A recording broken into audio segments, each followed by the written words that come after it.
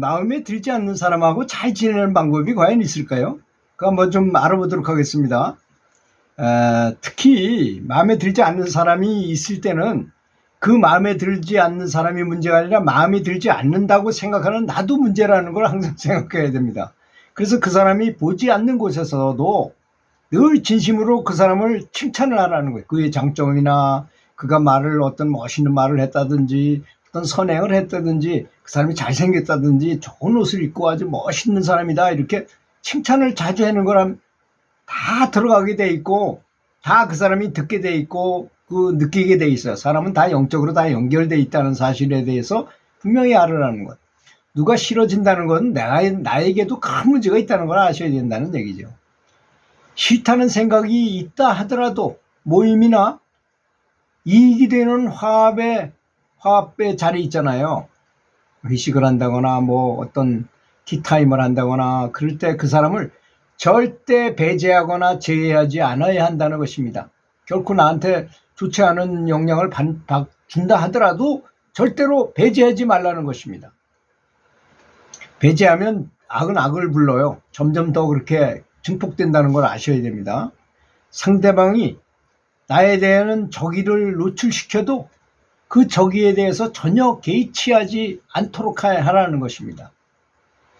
쉬운 건 아니겠지만 상대방이 나에게 눈빛이 어떻게 한다든지 말을 어떻게 삐딱하게 한다든지 또 멸시 하는 투를 한다든지 건방진 말을 한다든지 또 예의 없는 행동을 한다든지 이럴 때는 전혀 개의치 말라는 것입니다.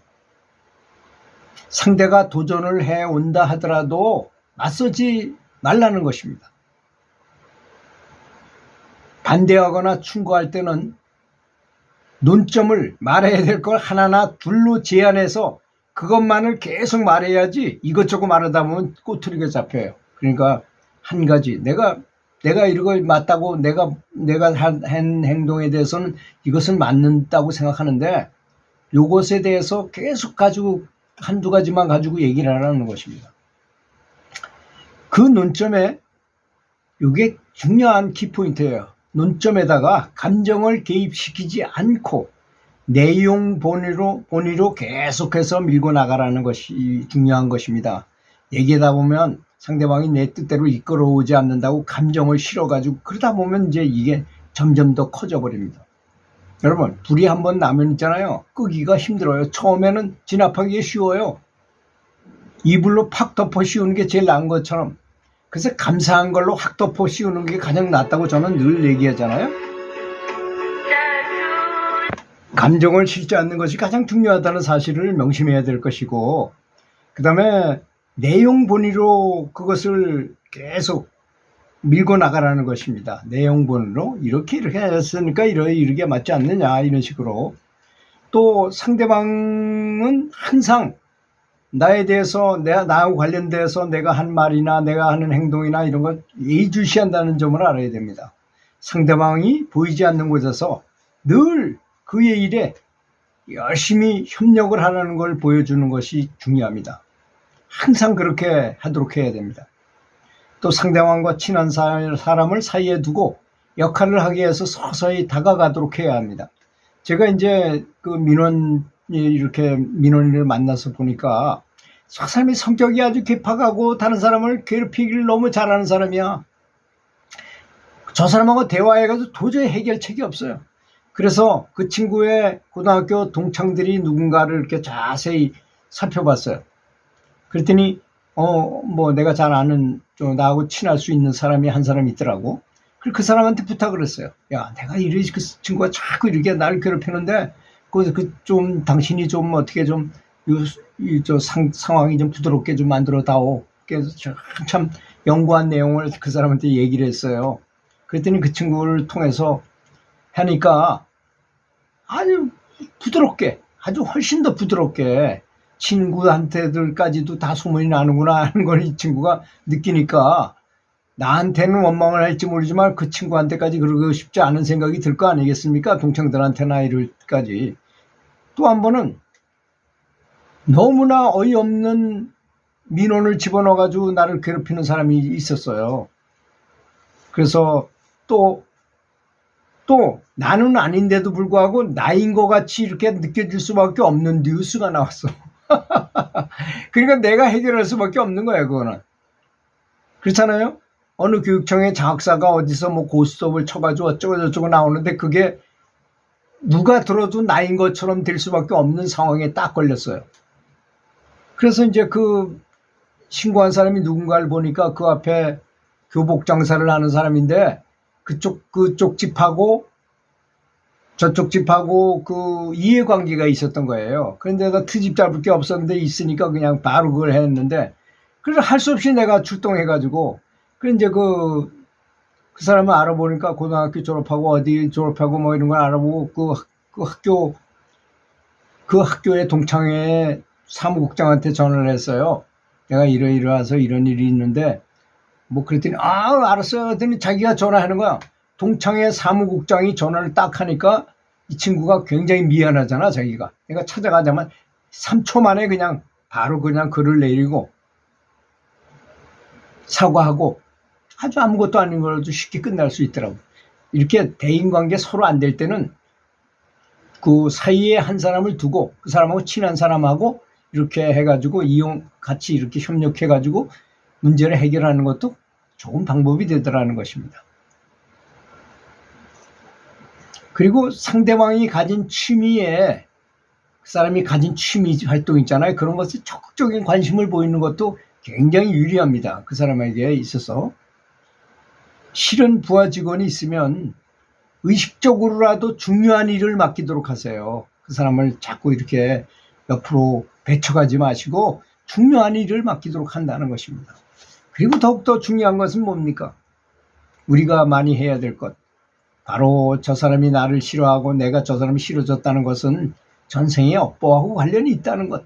그래서 그 사람을 위해서 그 사람이 있는 방향을 향해서 매일 108배를 한다거나 108배를 하면서 연부를 하면서 그 전생에 내가 잘못된 점이 있으면은 너그럽게 용서해 주시길 바라겠다는 참여를 하면서 그 사람이 잘 되도록 하는 것입니다. 내가 아마 얼마나 잘못을 했길래 이러이러한 일이 벌어지게 되겠는가 하면서 내 자신을 반성하고 참여하면서 그가 잘 되도록 하는 것이다 이겁니다. 이게 어느 정도로 효과가 있느냐. 전생에 내가 사람을 죽여가지고 그 사람이 나를 따라다니면서 계속 호시탐탐 나에게 원수를 갚으려고 했던 사람이 있었다고 한번 가정해 보자고요. 그런데 내가 너무나 관세음보살 연부를 많이 하니까 나중에 꿈속에서 어떤 일이 벌어졌느냐. 내가 여기 괴롭게 서 있고 관세음보살님이 나타나셔가지고 그 아주 악마와 같은 그 원한 맺힌 영혼이 나타났어요. 그러니까 관세음보살님이 찾아가서 그 사람이 나한테 공격해 오려고 그러니까 관세음보살님이 중간에서 딱 가로막고 서가지고 관세음보살님하고 대화를 합니다. 그 존재하고 뭐라고 대화를 하느냐. 야, 네가 전생에 저 사람한테 많이 당했지? 그런데 내가 저 사람한테 당한 게 네가 1억 원 정도 당했잖아. 그럼 내가 너한테 2억 원을 주겠다. 저 사람이 주는 거 이만큼이고 내가 너한테 이만큼 줘가지고 네가 더 아주 좋은 곳으로 가게 해주겠다. 그럼 어떠냐? 했더니 그 친구도 좋다 그랬어. 그래가지고 딱 나 앞에 오더니 나는 이제 관세음보살님하고 당신하고 연부를 많이 해서 그 공덕으로 좋은 곳으로 가기 때문에 이제 당신하고 원한을 잊어버리고 가게 되니까 잘 살아라 하면서 가더라는 것입니다. 그런 게 이 업장 소멸에 아주 기초가 되는 그런 제가 연불가목록을 10년 동안이나 계속 썼다 그랬잖아요. 다른 데서 있는 글을 불러다가 가공하고 각색해가지고 많이 올렸어요. 그런 경우가 아주 많았다는 것입니다. 그래서 원한이라는 것은 내가 잘못해가지고 죄를 지면 현실에서도 어떻습니까? 내가 잘못해가지고 저 집 애를 한 대 쳐가지고 이빨이 부러졌어. 자, 이빨이 부러진 건 좀 심각하잖아요. 이건 뭐 씌워가지고 집어넣을 수 있으면 크라운 씌워서 하면 그래도 나중에 또 치료비가 들어가는데 그 다음 치료비까지도 물어줘야 되잖아요. 치료비가 문제가 아니에요. 이제 이쪽 집 아들이 이 아들을 데리고서 그쪽 집 아버지가 아빠가 있고 애가 있는 데를 가서 용서를 빌려고 갔는데 이놈이 삐딱하게 가서 하면 된대요. 뭐 이렇게 하니까 오히려 저쪽 아빠가 더 기분이 나쁜 거야. 그것 때문에. 돈보다도. 돈 물어준 건 즉히 당연한 건데 돈 물어주는 거 말고 이놈이 삐딱하고 가서 사과한다는 게 사과가 아닌 거야. 우리 아들을 또 팰지도 모를 것 같은 느낌이 드는 거예요. 그래서 학교에다 내가 더 말이 많아질 수밖에 없잖아요. 그래서 진짜 참여하려면 진심으로 성심을 다해서 하는 것이 가장 중요합니다. 어떤 집이 이런 경우도 있었어요. 이쪽에 돈이 너무 없는 집이야. 근데 그쪽에 가서 통사정을 해서 잘못했다고 아주 싹싹 비리니까 알았다. 내가 치료비는 내가 다 너네들이 돈이 없으면 내가 다 알아서 할 테니까 네가 정말 참여한다 그러면 내가 용서해 주겠다. 이런 경우도 있습니다. 그렇지 않습니까? 그래서 말 한마디에 천냥빚을 갚는다는 말이 나오는 것입니다. 참여가 그만큼 중요하다는 뜻이에요. 그 말 뜻이. 그래서 싫은 사람이 만약에 있다면 참여하고 반성하고 잘해주고. 근데 나는 잘못이 없다고 느껴지지만 그렇지 않습니다. 전생부터 다 따지고 보면 절대 아무 인연이 없는데 그런 일이 벌어질 일은 없는 거 아니겠습니까? 들어주셔서 감사합니다.